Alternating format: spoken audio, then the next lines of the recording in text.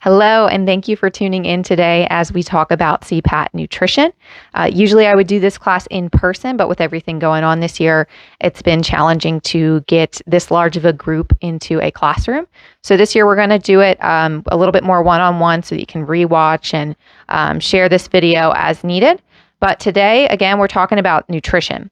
And CPAT can be a really intimidating test. It's very high intensity, exhausting, especially after a long day, if you're working or something like that. So what I'm here to do is to show you exactly what you can eat before, during, and after CPAT so that you can optimize the workouts and eventually pass the test. So first thing we need to talk about is your checklist. So what are we going to do? What are we going to bring to CPAT so that we can pass? Number one, I usually recommend people following the @MCFRS nutrition handle on Instagram and Facebook. That is what me and instructor Katie Dennison run for the county with fitness and nutrition tips. So that can help you as you're going through to pass. The next thing that I recommend is bringing a 32-ounce water bottle. So it is a pretty big water bottle. Those 16-ounce Deer Park, Aquafina, or whatever water bottles that you're going to get at a gas station just aren't going to cut it for the types of workouts we're doing, especially for 2 hours in the middle of August. It's just too hot for that. So please bring a larger water bottle to these workouts. The other thing that you should bring is snacks and electrolyte drinks, and I'll talk about those and give you some ideas. And then make sure you're wearing some good cross-training or running shoes.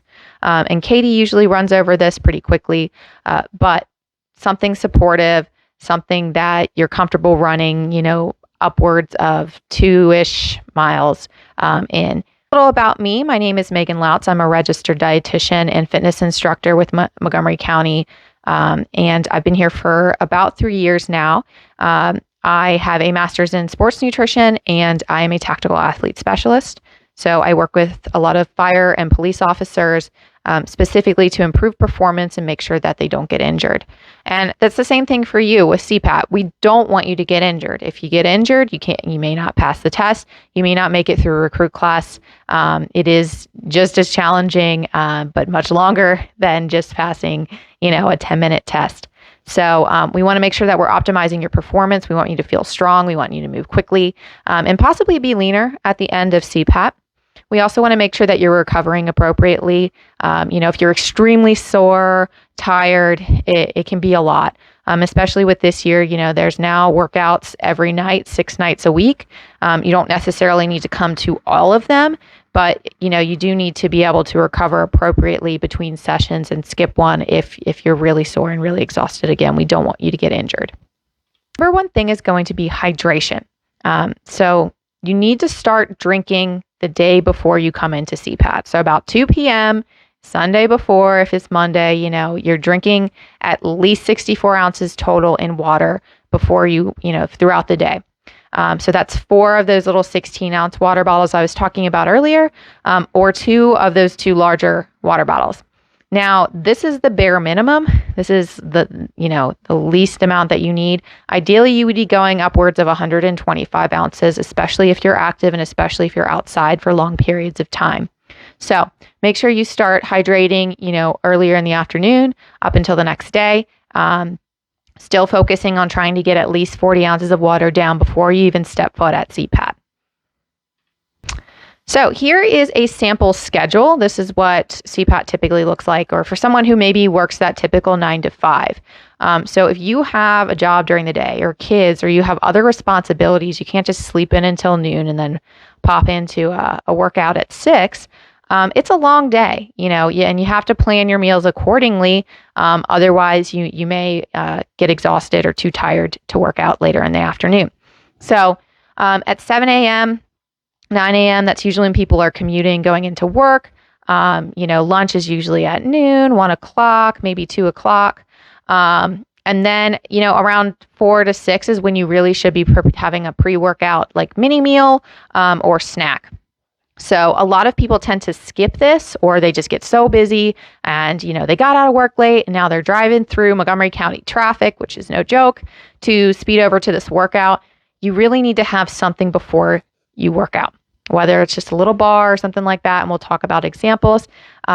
We see a lot of people not passing out, but getting lightheaded and feeling uncomfortable and, just absolutely drained before we even got through half of the warm up.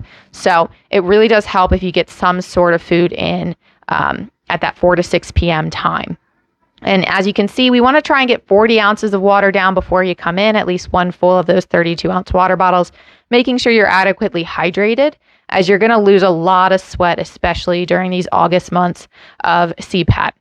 And then, CPATs, depending on what time you get in, if you get in early at 6 to come practice with us, that's great. But, you could be here for 2.5, 3 hours.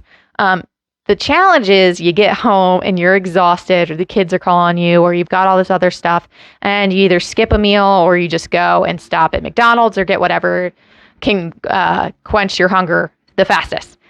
So we're going to give you some ideas on how to prep for that, but we don't want you skipping that meal. So the first meal, the pre-workout, right?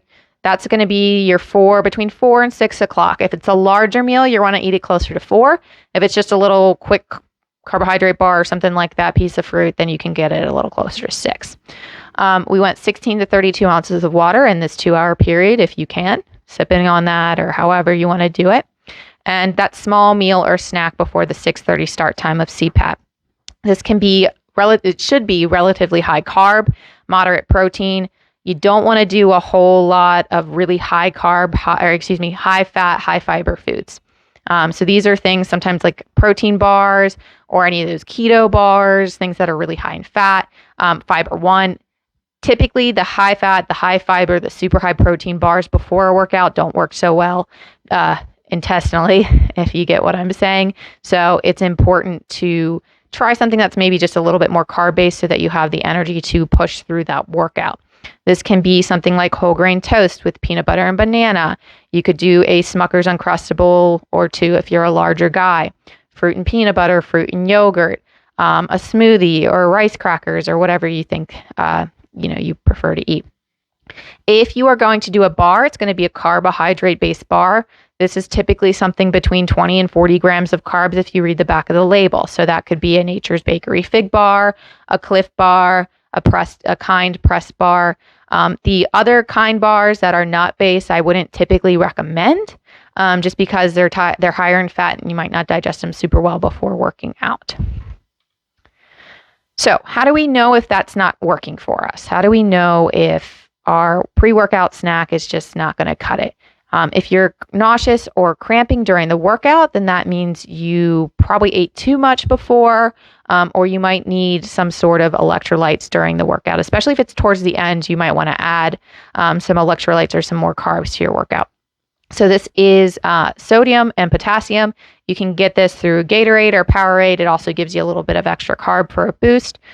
Some people will just add a little salt to their water or a little salt to whatever, especially if they are regularly noticing cramping. Now, if you're cramping and you haven't been working out frequently, then it might just be because you're just new to the exercise. But again, keep in mind, it's really hot. People are losing a lot of sweat. And with that, we lose a lot of sodium. So it's important to replace that.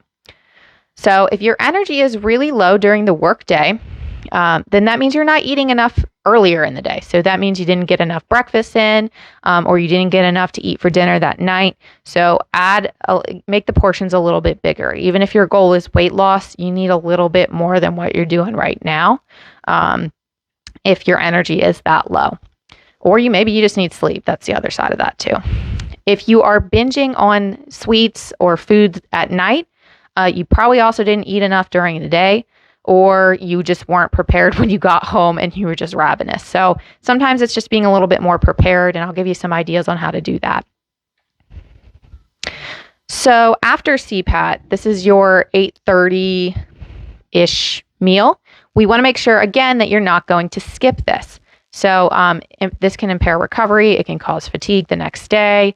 You really want to get at least 40 to 60 grams of carbs and 20 to 25 grams of protein if you can post-workout. Now, it can be a protein shake, but personally, I would prefer as a dietitian that you would get it from real food.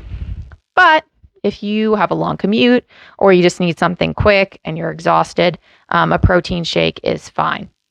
So you can also do a grilled chicken or a turkey wrap, fruit, grilled chicken sandwich, a grilled chicken tacos, fish tacos, a pasta bowl, and that kind of stuff will help too.